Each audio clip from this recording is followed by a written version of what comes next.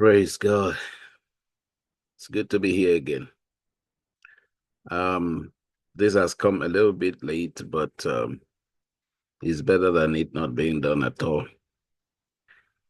Today we're going to come from an angle, and the angle is, are you still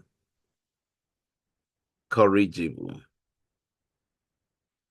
or you have arrived? This is very important because um, unlike in years past, I mean, some decades ago, if you graduate from high school, university, um, people didn't used to bother so much, especially if you secured a good job. Then you can be sure maybe the next 40 years of your life you will do the same job um, until you retire, and then look forward to your gratuity, your retirement benefits. Some companies, to make it a lot more attractive, used to give wristwatch, those kind of things, maybe gold or silver wristwatch, or maybe gold pen and things like that. In addition to that is the monthly gratuity. So some money will be coming in, but it may not be as valuable as when you were working because the amount would have been reduced. But in a way, they were doing that to appreciate your years. However, all those things have changed. An average young person starts a job, and within 10 years, he or she would have changed jobs so many times, at least 4 times. So that's not uncommon today. But the other thing that makes the difference today is that mentoring and coaching has become part of any forward-looking organization or company. So while you are working, I didn't mention, to some, they do what is called management by objective. You report to your um, line manager, and it is given to the line managers, or generally it's part of the system that you draw up a plan of how you will be developing yourself. So self-development has become a major part of any job you are doing today. If you don't do that, well, very soon you discover that the work will leave you behind. And if it is the kind of company that you you have to be doing the job hands-on, you have to report to the place, the location for work. Some do it remotely, but you have to do it, go there every day. You do it manually. A time will come, if it hasn't come yet, when you will be replaced by some machines or robot. So it's for us to remain corrigible. Come to think of it, some years ago also, um, we knew nothing about search engines like Google, Yahoo, Bing, and all that. But today, that is part of our lives. And if up till now you do not know how to use simple email, you don't have an account, you need to do something about it. You need to do something about it. You need to make sure you wake up because you are asleep. you are sleeping. That's what it sounds like. So I want to challenge you if you're listening to this. We're going to emphasize a lot more things that have to do with you developing yourself. Self-development is part of your growth in whatever way, in whatever realm. If you don't develop yourself, then there's so much that you will miss out. And we cannot blame God because one of the things we read from the Bible is to study, to show yourself approved unto God. And it interests me to know it doesn't say show yourself approved to people. You know, one of the things that work against people after teenagehood is that teenage years, or those teenage years are years where people are trying to answer the question of who am I really? Where did I come from? Where am I going? Who do I want to live like? Who do I want to copy? And that's part of it. The other part of the teenage years is developing some self-defense mechanism. And so you see um, some withdraw, they do a lot of things just to preserve themselves. But by the time you're beginning to think of living with another person, all those styles of withdrawal and isolation, which are to a great extent a major part of some people's teenage years. Some withdraw, some isolate themselves, some actually want to go out and mix with a lot of people. But in the course of all this, whether you withdrew, whether you isolated yourself, or you are outgoing, you interact more, that's when we need guidance. But many people never had those guidance. And so they enter into some trouble that maybe would take them more than 10 years to recover. Some are defensive, some are very aggressive, some really do a lot to please people. Some are risk takers in their behavior. And all those things are things people develop. I can mention some more. Being dishonest and secrecy, over dependence on technology for the younger generation. Some get into self-harming and eating disorders because they think that will allow them to maintain shape. That's when people begin to look for what to believe in. All right. Now, I'm bringing that up to say when these things are developed, you think that they are helping you, they are serving you to protect yourself. But by the time they become your habit, they begin to be a problem. You begin to see yourself have problems with relating with others. So um, it's important to find yourself a place where you can receive input, receive some coaching, some mentoring, because we don't know everything. And he's not a poor man who does not have money, but is open to learn. But if you have money and you shut down, or you don't have money and you are not open to learning, you are indeed a poor man. If all you know is what you were born with, you are a poor man. So poverty is not measured by how much you have per time, but if you actually if your economy explodes today, where will you be? Will it control you or will you control it? So this brings about the aspect of being corrigible. It's not a very difficult English. And if I am to read it here for you, the dictionary that I open here says that something that can be fixed is corrigible. When you have a chance to go back and fix the mistake on a maths test, any error you make are corrigible.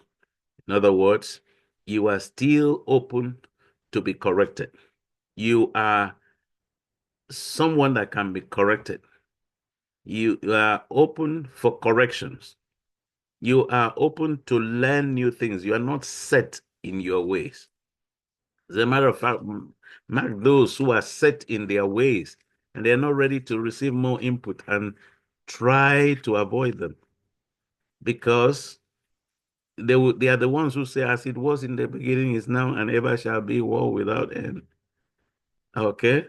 Maybe there's a right way to say that, but everybody on earth today, you learn till the day you are no more alive.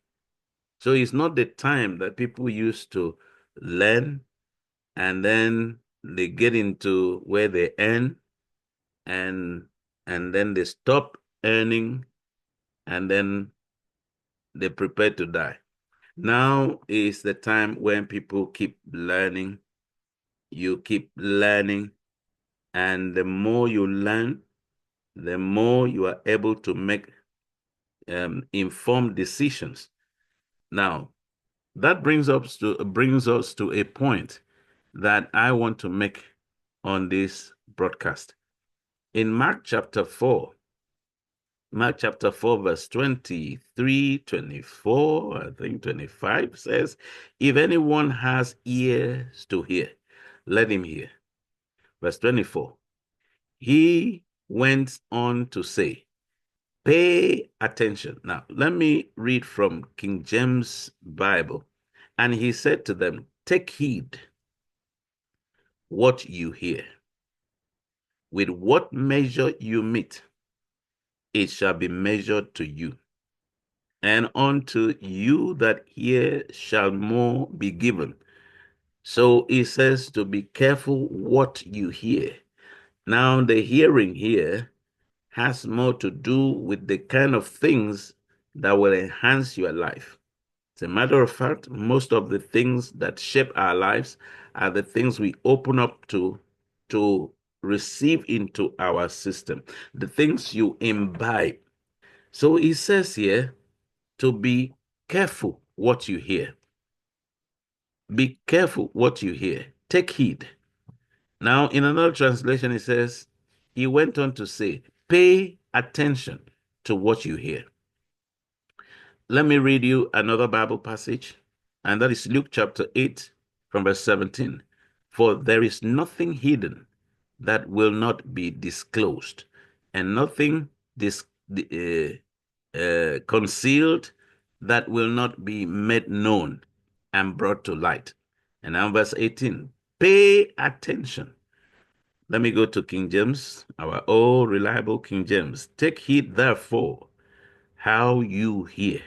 See, the other one says what you hear, but this one says how you hear. They are not the same thing. One is, what are you listening to? What are you listening to? The other day I was just reflecting. I said, there are some songs that just come out of me, and I didn't sit down to learn them. How did they record them in my system? Is that they were playing. Anything that comes with music has more power to influence your life. So when they were playing those songs, I never sang them with them, but they recorded in my subconscious.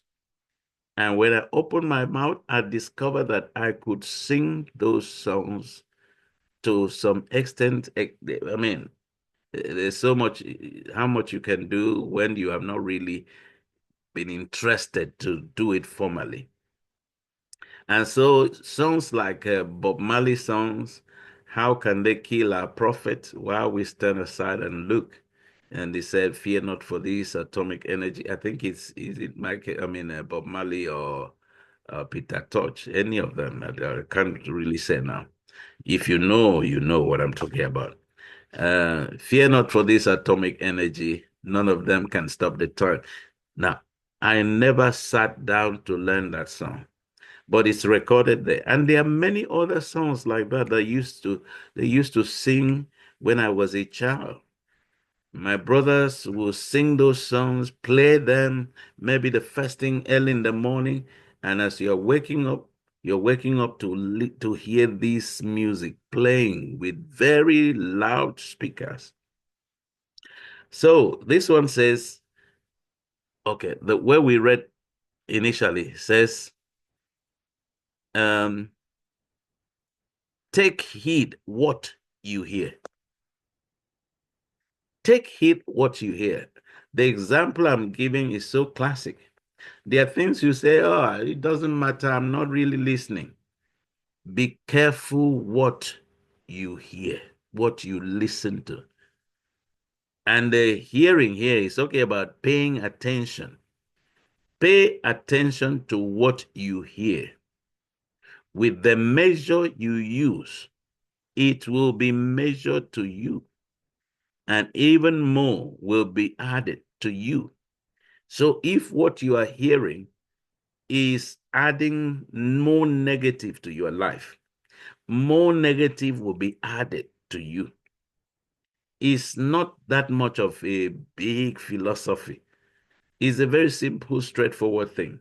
Verse 25, for whoever has will be given more. Who will give you more? There are rules in this life. There are principles. There are things that are just there.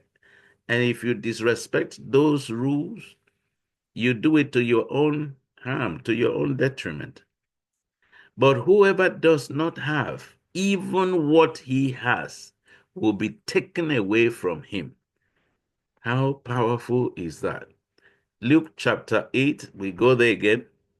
It says, pay attention. This is verse 18. Pay attention, therefore, to how you listen.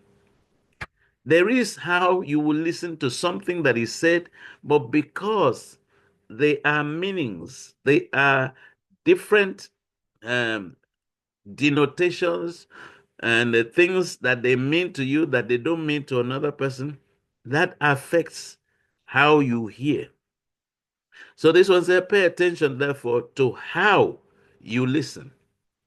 Whoever has will be given more, but whoever does not have, even what uh, he thinks he has, see, is not, you are not really sure you have, but what you think you have. It says, but whoever does not have even what he thinks he has will be taken away from him. It's important to note those two. And I want to add this other one. John chapter 9, from verse 30. The man answered, now that is remarkable. You don't know where he comes from, yet he opens my eyes. Yet he opened my eyes.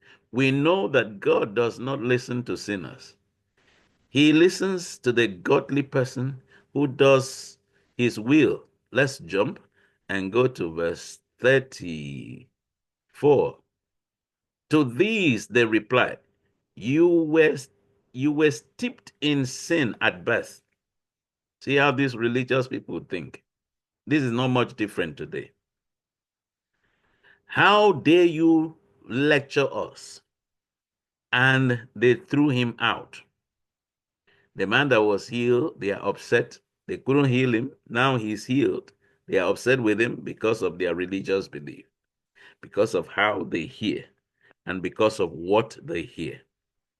And verse 35, Jesus heard that they had thrown him out, and when he found him, he said, do you believe in the Son of Man? Who is he, sir? The man asked. Tell me so that I may believe him. Verse 37, Jesus said, you have now seen him. In fact, he is the one speaking to you. Then the man said, Lord, I believe. and he worshipped him. Jesus said, "For judgment I have come into this world, so that the blind will see, and those who see will become blind." Verse 40. Some Pharisees who were with him heard him say this and asked, "What are we? What are we blind to?" Jesus said, "If you were blind, you would not be guilty of sin. But now that you claim you see, your guilt remains." How powerful is that? So you have to remain corrigible. If you think that what you learned years ago would take you into the future, I'm sorry, your guilt will remain. But if you are corrigible, if you are open to learn, if you have a humble spirit, if you are humble, then you will not struggle with prayer. If you are humble, you will not struggle with learning, hearing, and being open to learn from those God has placed on your path to teach. You will not draw a conclusion. You will not learn only to argue with people, but you will learn so you apply it, because the blessing comes to the doers, not those who teach. He doesn't say to the teachers. He said the blessing comes to the doers. It's good to teach, but you have to be corrigible. Two things: be careful how you hear, and then be careful what you hear. Pay attention to the things you hear. Pay attention to how you hear. Don't draw your conclusion too early. Allow time and open up. In the multitude of counselors, there's safety. This is so important because as we have looked at all the things about demons, how they have access into human personalities, where they reside, and how to make sure you cast them out, and where they go to when they are cast out, and how can you keep them permanently off your life. Be corrigible. And if you're open to the Spirit of God, if you are not made up, God will make you. But if you are made up, it will be difficult for God to make you. This may sound very simple and simplistic, but it's important for us to take note of these things. And please don't go to the extremes. You just hear about demons and then you watch out for demons in everyone and everything, whatever somebody says, that's demonic. No. Let Christ be the center. And don't go to the extremes of things. Just be balanced. Just be balanced. Don't go to the extreme. And to the extreme so much so that some people are so spiritual, quote and unquote, they can't even be relevant to their family members. They don't know how, people hardly enjoy their presence. They are difficult to live with. They are difficult to do business with. So how will you be able to reach the world? I want to draw a curtain here by saying, remain corrigible and allow the Spirit of God to help you, because that's why He's here. Bible calls Him our helper, the comforter. It's a promise of the Father. And Bible says that when we call upon God, He will show us great and mighty things that we didn't even know. That's why we have to remain corrigible. And until the next broadcast, I pray that the God of heaven will bless you, keep you, cause the light of His face to shine upon you, be gracious to you, and may the Lord give you peace. Until next time, bye for now, and God bless.